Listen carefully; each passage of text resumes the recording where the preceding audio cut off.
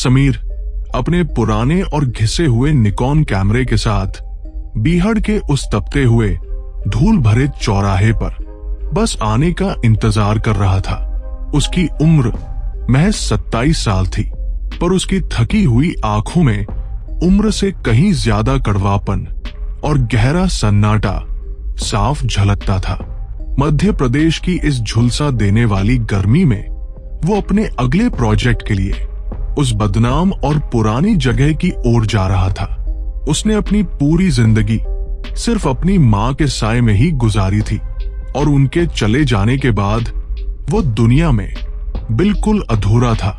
जब उसकी माँ जिंदा थी तब वो रोज सुबह समीर के लिए अदरक वाली कड़क चाय अपने हाथों से बड़े ही प्यार के साथ बनाती थी। वो चाय की सोंधी महक और माँ की वो मीठी सी डांट समीर के कानों में आज भी किसी मधुर संगीत की तरह गूंजती रहती थी। समीर का वो पुराना घर अब बहुत खाली और शांत रहता था, जहां सिर्फ दीवार पर टंगी घड़ी की टिक टिक ही सुनाई देती थी। उसकी लकड़ी की अलमारी में आज भी माँ की वो पुरानी रेशमी साड़ी रखी थी, जिसमें उनकी देह की खुशबू अब भी रचीब सी थी। समीर अक्सर उस साड़ी को अपने सीने से लगाकर घंटों तक अंधेरे कमरे में चुपचाप बैठकर माँ की यादों में खोया रहता था। आज वो जिस मिशन पर निकला था वो सिर्फ एक फोटोग्राफी प्रोजेक्ट नहीं था, बल्कि उसकी अपनी रूह की एक अधूरी तलाश थी। बस के अंदर बैठते ही उसे पुरानी सीटों की फटी हुई चमड़े की गंध और धूल के कणों का एक बहुत ही भारी एहसास होने लगा था। कंडक्टर ने उसे चेतावनी देते हुए बताया कि काला पत्थर रेलवे स्टेशन एक ऐसी जगह है जहां से मुसाफिर वापस नहीं आते। गांव के बुजुर्गों का कहना था कि वहां की मिट्टी इंसानों का मांस नहीं, बल्कि उनकी आवाजों और यादों को ही निगल लेती है। समीर ने खिड़की से बाहर झांका तो देखा कि कंटीली झाड़ियां किसी मरे हुए हाथ की उंगलियों की तरह आसमान की तरफ उठी थी।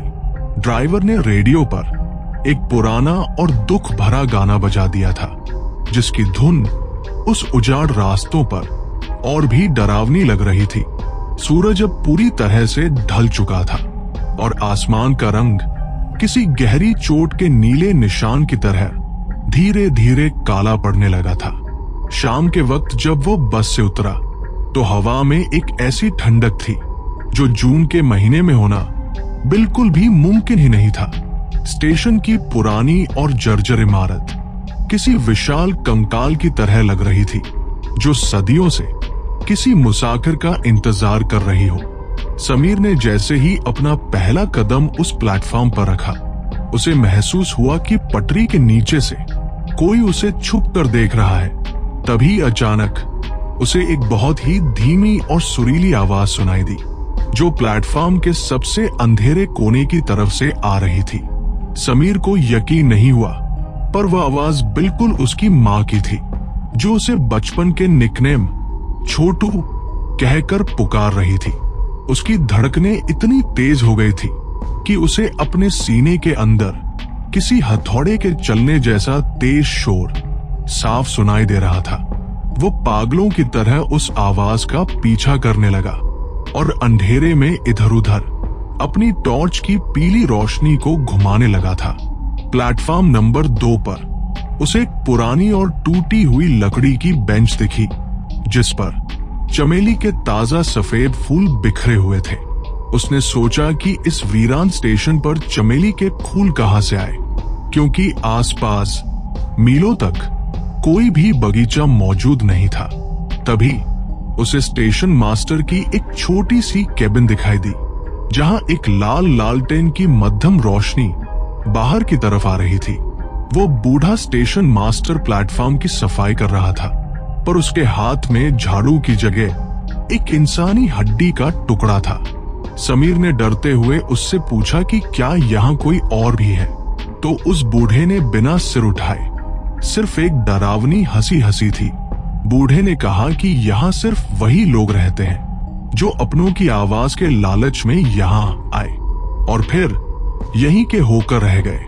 उसने बताया कि ये स्टेशन 60 साल पहले एक भयंकर रेल दुर्घटना का गवाह बना था, जिसमें हजारों लोग मारे गए थे। उन मरने वालों की रूहें आज भी अपने परिजनों को बुलाती हैं, ताकि वे उनके अकेलेपन को हमेशा के लिए दूर कर सके। समीर को लगा कि ये सब महज एक वहम है, और उसने अपनी मां को ढूंढने के लिए प्लेटफॉर्म के आखिरी छोर की ओर रुख किया। अचानक हवा में जलती हुई लकड़ियों और अगरबत्ती की वह जानी पहचानी खुशबू फैल गई, जो मां के कमरे में हमेशा रहती थी।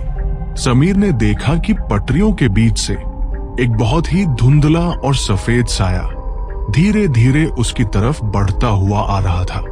उस साए के चलने की कोई आवाज नहीं थी, पर उसके आने से हवा का दबाव इतना बढ़ गया था कि समीर का दम घुटने लगा था। साए ने जब अपना चेहरा समीर की तरफ घुमाया, तो उसकी आंखों की जगह सिर्फ 2 गहरे और काले खाली गड्ढे ही नजर आए। समीर चिल्लाना चाहता था, पर उसके गले से आवाज नहीं निकली, और उसके पांव पत्थर की तरह भारी होकर वहीं जम गए थे। वो आकृति अब उसकी मां की आवाज में बात कर रही थी और कह रही थी कि बेटा, मुझे बहुत ठंड लग रही है, मुझे बचा लो। समीर ने रोते हुए अपना हाथ उस साए की तरफ बढ़ाया, पर जैसे ही उसने उसे छुआ, उसे मां की जगह सिर्फ धूल महसूस हुई। तभी अचानक वो सफेद आकृति एक भयानक और काले धुएं के गोले में बदल गई और पूरे प्लेटफॉर्म पर चीखें गूंजने लगी थी। समीर ने देखा कि पटरियों के नीचे से हजारों हाथ बाहर निकल आए थे, जो उसके जूतों और पैरों को तेजी से खींच रहे थे। वो काला पत्थर स्टेशन अब धीरे धीरे एक विशाल और डरावने मुंह की तरह खुलने लगा था, जो समीर को निगलने वाला था। दीवारों पर लगे पुराने पोस्टर अब खून की बूंदें टपकाने लगे थे, और उन पर लिखे अक्षर किसी कीड़े की तरह रेंग रहे थे। समीर ने अपनी टॉर्च फेंक दी और अपनी आंखें कसकर बंद कर ली, पर मां की वो पुकार अब उसके दिमाग के अंदर गूंज रही थी। उसे महसूस हुआ कि उसका अपना शरीर अब धीरे धीरे पिघल रहा है, और वह उस प्लेटफॉर्म की मिट्टी में ही समाता जा रहा है। उसकी यादें और उसकी तस्वीरें एक एक करके उसके मन से मिटने लगी थी, जैसे किसी ने उन्हें रबर से साफ कर दिया हो। अब समीर की अपनी कोई पहचान नहीं बची थी, और वह सिर्फ एक बेजान आवाज बनकर उस वीरान स्टेशन की हवा में घुल गया था। अगली सुबह जब सूरज की पहली किरण उस स्टेशन पर पड़ी, तो वहां समीर का सिर्फ एक पुराना कैमरा ही लावारिस पड़ा था। समीर का वह बैग और मां की वह तस्वीर भी अब उस स्टेशन की अनगिनत हड्डियों और मलबे के बीच हमेशा के लिए दफन थी। हफ्तों बाद चंबल के उसी धूल भरे रास्ते पर एक और मुसाफिर अपनी पीठ पर एक बड़ा सा बैग टांगे हुए बस से नीचे उतरा। जैसे ही उस यात्री ने स्टेशन की जाली की तरफ देखा, उसे हवा में एक बहुत ही जानी पहचानी और मीठी पुकार सुनाई दी। वो पुकार बिल्कुल समीर की आवाज जैसी थी, जो उस नए मुसाफिर को उसका नाम लेकर अंदर आने का न्योता दे रही थी। मुसाफिर उस आवाज के जादू में खिंचा चला गया, और काला पत्थर स्टेशन को आज अपनी भूख मिटाने के लिए नया शिकार मिला। रात के अंधेरे में वो पुराना स्टेशन फिर से एक बार जाग उठा था, और हवा में चमेली की वही खुशबू फिर से लौटने लगी थी। स्टेशन की वो बंद घड़ी फिर से 1 सेकंड के लिए चली, और फिर हमेशा के लिए उसी पुराने खौफनाक वक्त पर रुक गई थी। समीर को पुरानी और खंडहर हो चुकी इमारतों की तस्वीरें खींचना बहुत पसंद था, क्योंकि उनमें एक अजीब सा इतिहास होता था। वो मानता था कि हर पत्थर अपनी एक कहानी सुनाता है, और काला पत्थर स्टेशन की कहानी बहुत ही खौफनाक और डरावनी थी। उसने अपने जीवन में कई डरावनी जगहों की यात्रा की थी, पर चंबल के इस स्टेशन जैसा सन्नाटा उसने पहले कभी नहीं देखा। बस की खिड़की से दिखने वाले नीम के पुराने पेड़ भी अब किसी तपस्वी की तरह सूखे और बेजान से खड़े नजर आ रहे थे। रास्ते में उसे एक छोटा सा मंदिर दिखा जिसकी घंटी हवा में अपने आप ही बज रही थी, जैसे कोई अनिष्ट होने वाला हो। समीर ने अपनी जेब से एक पुराना रुमाल निकाला और अपने माथे पर आए ठंडे पसीने को धीरे से पोंछने की कोशिश की थी। उसकी रूह को न जाने क्यों ऐसा लग रहा था कि वह इस यात्रा से कभी भी वापस अपने घर इंदौर नहीं लौट पाएगा। प्लेटफॉर्म पर बिखरे हुए कोयले के टुकड़े किसी की काली आंखों की तरह समीर को हर तरफ से घूर रहे थे और डरा रहे थे। स्टेशन मास्टर की केबिन की दीवारें अब सड़ती हुई खाल की तरह पपड़ियां बनकर जमीन पर धीरे धीरे गिर रही थी। बूढ़े ने अपनी लाल लालटेन को समीर के चेहरे के पास लाया और उसकी आंखों में झांक कर एक रहस्यमय मुस्कान दी। उसने कहा कि यहाँ की हवा में ऑक्सीजन नहीं बल्कि मरे हुए लोगों की आखिरी और अधूरी सांसें ही घुली हुई होती हैं। यहाँ की पटरी पर जब कोई ट्रेन नहीं होती तब भी लोहे के टकराने की आवाजें मीलों दूर तक साफ सुनाई देती हैं। समीर ने देखा कि केबिन के अंदर एक बहुत पुराना रजिस्टर रखा था जिसमें सिर्फ उन लोगों के नाम थे जो यहाँ खो गए थे। उस रजिस्टर के आखिरी पन्ने पर समीर ने अपना खुद का नाम लिखा हुआ देखा, जबकि उसने अभी तक वहां कदम भी नहीं रखा था। ये देखकर उसके रोंगटे खड़े हो गए और उसे महसूस हुआ कि उसकी किस्मत का फैसला बहुत साल पहले ही हो चुका था। अचानक माँ की आवाज अब स्टेशन के लाउडस्पीकर से गूंजने लगी थी, जो बरसों से खराब और पूरी तरह से बंद पड़े थे।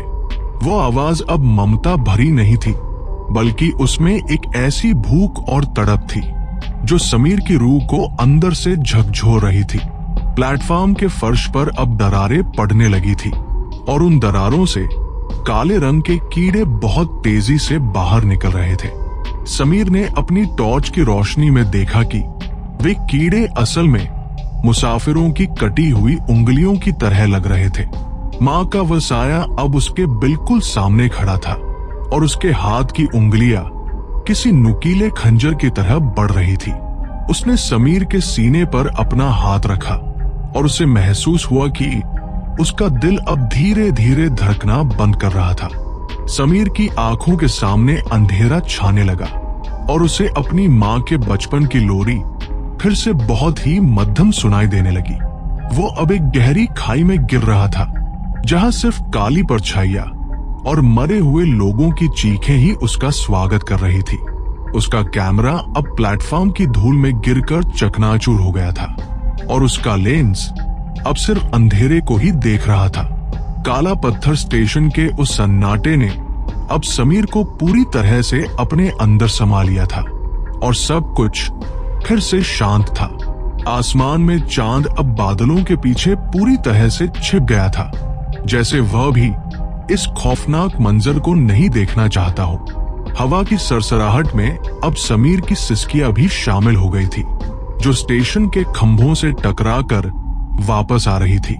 दूर कहीं एक सियार के रोने की आवाज आई, जिसने उस रात के खौफनाक और डरावने मंजर को और भी ज्यादा गहरा कर दिया था। अगले अनजान मुसाफिर के लिए अब नया जाल बिछ चुका था और काला पत्थर स्टेशन फिर से एक बार अपनी घात में बैठा था। जिंदगी और मौत के इस खौफनाक खेल में जीत हमेशा उसी अभिशप्त जगह की होती थी जो सिर्फ पुकार का सहारा लेती थी।